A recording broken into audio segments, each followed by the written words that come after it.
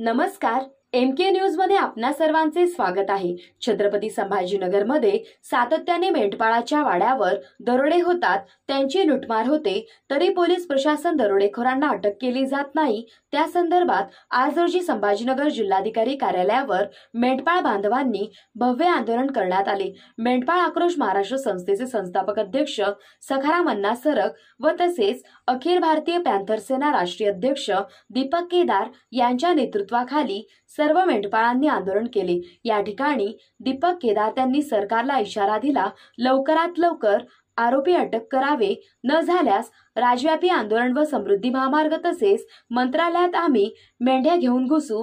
तसेच सखाराम अण्णा म्हणाले, इथून पुढे आमचे मेंढपाळ दरोडेखोरांकडून मारहाण झाली, आमचे मेंढपाळ बांधवांचे मेंढपाळ व्यवसाय संपुष्टात आल्याशिवाय राहणार नाही। या आंदोलनाच्या वेळी धनगर बांधव मोठ्या संख्येने उपस्थित होते। हा सर्व आढावा घेतला आहे एमके न्यूज वृत्तवाहिनीचे न्यूज रिपोर्टर रावसाहेब वरपे, अहिल्यानगर।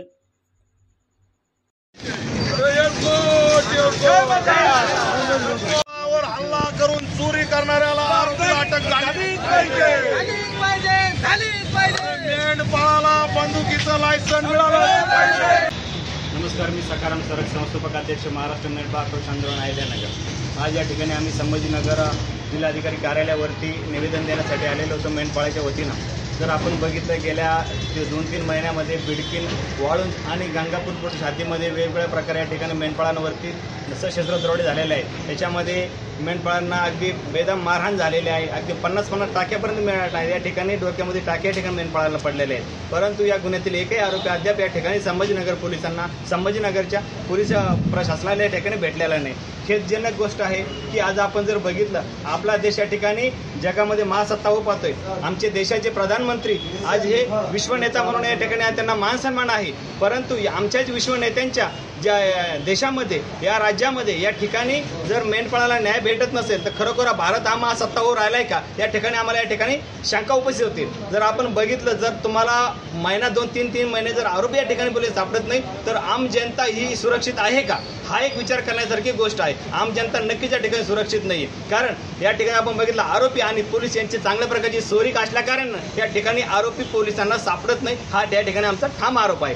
आणि या पोलीस प्रशासनानं जर एवढ्या 15 दिवसामध्ये या ठिकाणी आरोपीला अटक केली नाही तर आम्ही पोलीस महानिरीक्षक यांना या ठिकाणी आम्ही त्यांच्या कार्यालयासमोर आम्ही बांगडी आंदोलन ठिकाणी आम्ही करा, त्यांना आम्ही त्या ठिकाणी या संदर्भामध्ये निवेदन देऊन त्यांनाही आम्ही आमची मागणी सांगणार आणि त्यांना या ठिकाणी पोलिसांनी आरोपी अटक नाही केले तर आम्ही पोलीस महानिरीक्षक यांना बांगडी अटक करणार आहोत। ही या ठिकाणी आमची पुढची मागणी आहे। आम्ही शासनाकडे ही मागणी केलेली आहे की मेंढपाळाच्या कायम सुरक्षेचा प्रश्न जर तुम्हाला सोडवायचा असेल तर या ठिकाणी महाराष्ट्र शासनानं राज्याचे मुख्यमंत्री तथा गृहमंत्री देवेंद्र फडणवीस साहेब यांनी तात्काळ मेंढपाळांना बंदुकीचं लायसन या ठिकाणी शस्त्र परवाना दिला पाहिजे की जेणेकरून मेंढपाळ हा स्वतःचा व्यवसाय सुरक्षितरित्या करू शकतो। आजच्या परिस्थितीमध्ये मेंढपाळ एवढा घाबरलेला आहे, या ठिकाणी तो व्यवसायापासून दूर जाण्याची शक्यता आहे, कारण तो भेटेल त्या भावामध्ये या ठिकाणी मेंढ्या विकायला त्यांनी सुरुवात केलेली आहे आणि या मेंढपाळ व्यवसायाला घरघर लागले। जर ही घरघर थांबवायची असेल तर महाराष्ट्र शासनाने या ठिकाणी तात्काळ मेंढपाळांना शस्त्र परवाने देऊन या ठिकाणी मेंढपाळांना भयमुक्त केली पाहिजे, ही आमची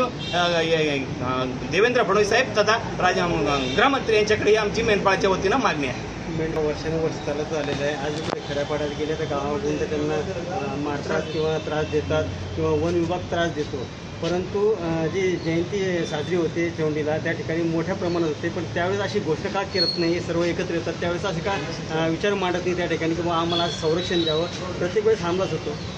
आता हा विषय असा आहे, मेंढपाळ संघटित नाही आहे। महत्त्वाची गोष्ट मेंढपाळ हीच आहे की मेंढपाळ संघटित नाही आहे। आमच्या आज राजमाता आलेले होळकर यांचा विचार केला, त्यांचे कार्य जर बघितलं तर या ठिकाणी देशाचे प्रधानमंत्री देखील त्यांच्या कार्याचा गौरव करतात, परंतु त्यांच्या वंशामध्ये जे आम्ही जन्माला आहोत त्या मेंढपाळाची साधी चौकशी देखील या पोलीस स्टेशनच्या किंवा या जिल्हाधिकाऱ्याच्या किंवा तहसीलदार यांनीच केलेली नाही आहे। यापेक्षा काय खेदजनक गोष्ट पाहिजे, कारण तो संघटित नाही, असंघटित आहे। डॉक्टर बाबासाहेब आंबेडकर यांनी जी शिकवण या ठिकाणी आम्हाला दिली होती, शिका, संघटित आणि संघर्ष करा, या ठिकाणी आमचे काही मेंढपाळ शिकलेत, परंतु अजून त्यांना संघर्ष म्हणावा चाललेला नाही आणि ते अजून संघटित नाही। नक्कीच पुढच्या काळामध्ये मेंढपाळ संघटित होण्या ठिकाणी संघर्ष केल्याशिवाय राहणार नाही आणि त्याची सुरुवात आज महाराष्ट्र मेंढपाळ आंदोलनाच्या वतीनं संभाजीनगर जिल्हाधिकारी कार्यालयावर झालेली आहे।